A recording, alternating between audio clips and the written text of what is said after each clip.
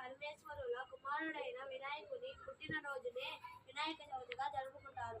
భాద్రపద మాసం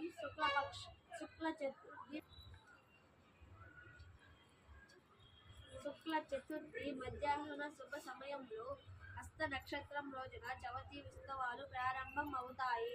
వినాయక చవితి రోజు నాడు గృహాలు మరియు సంస్థలలో వినాయకుని మట్టి ప్రతిమను సృష్టించి పండుగ జరుపుకుంటారు. ఏ పని అయినా మొదటగా వినాయకునికి పూజ చేసి అప్పుడు ప్రారంభిస్తారు. వినాయకుని వాహనము మూషికము. గణేష్ చతుర్థిని దాదాపు 10 రోజులు జరుపుకుంటారు. వినాయకుడికి ఇష్టమైన పదార్థాలు ఉండ్రాళ్ళు, కుడుములు. 10 రోజుల తర్వాత వినాయకుడిని మట్టి ప్రతిమను నీటిలో నిమజ్జనం చేయడానికి